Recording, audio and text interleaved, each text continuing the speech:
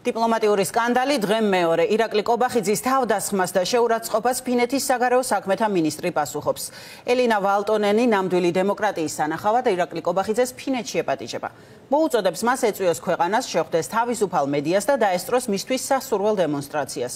სწორედ ამ კონტექსტში ახსენებს ივანიშვილის რეჟიმის ჰელსინკის საბოლოო აქტს, სადაც წევრი სახელმწიფოები იღებენ ვალდებულებას. განამტკიცონ ქვეყანაში დემოკრატია. ფინეთის პირველი დიპლომატი, რომელიც ამავე დროს ეუთოს თავმჯდომარეცაა, კიდევ ერთხელ ამხელს ტყუილში ივანიშვილის მთავრობას, წერს, რომ მან გააუქმა შეხვედრა კობახიძესთან და არა პირიქით. ნატალი ჯახუტაშვილი მუშაობს თემაზე, ის გვერდება პირდაპირ ეთერში.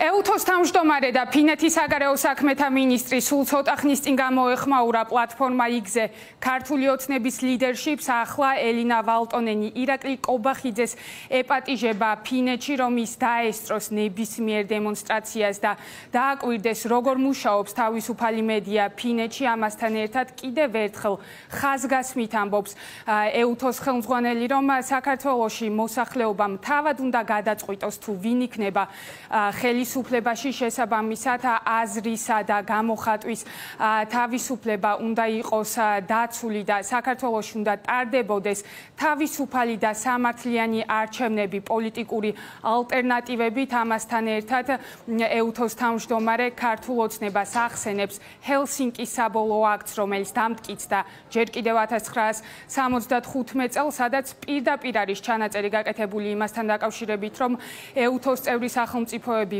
ვალდებულები არიან, რომ უზრუნველყონ და წაახალისონ თითოეული მოქალაქის უფლებების და თავისუფლებების ეფექტური განხორციელება და კიდევ ერთხელ იმეორებს ეუთოს ხელმძღვანელი, რომ თბილისში ირაკლი კობახიძესთან ვიზიტი ფინურმა მხარემ გააუქმა შეზღუდული გრაფიკის გამო.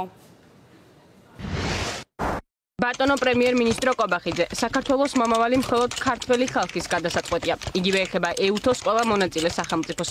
იმისათვის, რომ ხალხმა შეძლოს ამ უფლების გამოყენება, მათ სჭირდებათ სიტყვის თავისუფლება და თავისუფალი და სამართლიანი არჩევნები პოლიტიკური ალტერნატივებით. ჰელსინკის საბოლოო აქტი. წევრი სახელმწიფოები იღებენ ვალდებულებას ხელი შეუწყონ და წაახალისონ ყველა ინდივიდისთვის სამოქალაქო, პოლიტიკური, ეკონომიკური, სოციალური, კულტურული და სხვა უფლებებისა და თავისუფლებების ეფექტური განხორციელება. ისინი ადასტურებენ, რომ ეს უფლებები და თავისუფლებები გამომდინარეობს ადამიანის თანდაყოლილი ღირსებიდან და აუცილებელია თავისუფალი და დემოკრატიული საზოგადოებების განვითარებისთვის. ამ სულისკვეთებით, როგორც ეუთოს თავმჯდომარე ამ დოკუმენტის ხელმოწერიდან 50 წლის შემდეგ გეპატიჟებით თქვენ ირაკლი კობახიძეს ჩამოხვიდეთ ფინეთში, შეხვდეთ თავისუფალ მედიას და დაესწროთ თქვენთვის სასურველ ნებისმიერ დემონსტრაციას. ბიძინა ივანიშვილის გუნდი კი ისევ განაგრძობს შეტევას ეუთოს ხელმძღვანელზე. ირაკლი კობახიძეს არ მოეწონა ის ფაქტი, რომ ეუთოს თავმჯდომარე გავიდა რუსთაველის გამზირზე, დადგა ქართველი ხალხის გვერდით და მხარდაჭერა გამოუცხადა საქართველოს მოქალაქეებს და არა ბიძინა ივანიშვილის პარტიას და შალვა პაპუაშვილმა ისიც კი განაცხადა, რომ ჰელსინკიში მსგავს დემონსტრაციებში მონაწილეობის გამო იჭერენ ადამიანებს. ტყუილი თქვენ მასთან დაკავშირებით, რომ თითქოს აქცია ახალი დაწყებული იყო და ხალხი უერთდებოდა. ხალხმა ძალიან კარგად იცის და მანაც ძალიან კარგად იცოდა, რომ პიკზე იყო პირიქით აქცია და არაფერი არ შემატებია ამ აქციას.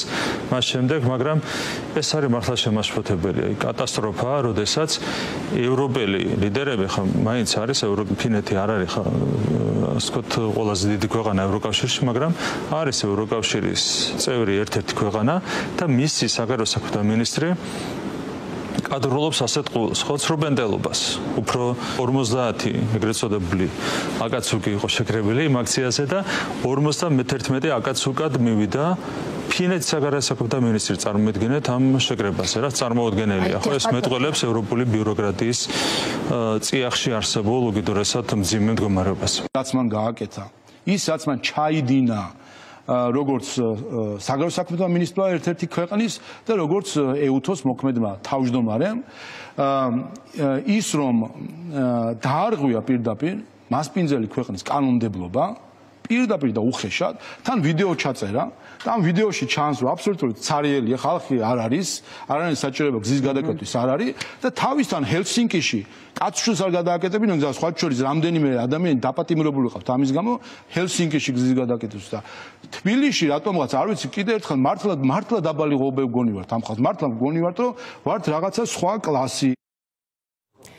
ეუთოს თავმჯდომარემ და ფინეთის საგარეო საქმეთა მინისტრმა ქვეყანა გუშინ დატოვა. თავდაპირველად ჩანიშნული იყო შეხვედრა მთავრობის ადმინისტრაციაში ირაკლი კობახიძესთან, თუმცა ეს შეხვედრა არ შედგა და გუშინ დილით ჯერ მთავრობამ გაავრცელა განცხადება, თითქოს ირაკლი კობახიძემ თქვა უარი, რომ შეხვედრო და ფინეთის საგარეო საქმეთა მინისტრს, თუმცა რამდენიმე საათში ირაკლი კობახიძე ტყუილში ამხილა თავად ფინურმა მხარემ და როგორც ფინეთის საგარეო საქმეთა სამინისტრომ ასევე პირადად ეუთოს ხელმძღვანელმაც დაადასტურა, რომ ფინურმა მხარემ მოითხოვა, რომ შეხვედრა გაუქმებულიყო, ვინაიდან ეუთოს ხელმძღვანელს ეჩქარებოდა ალიევთან შესახვედრად ბაქოში.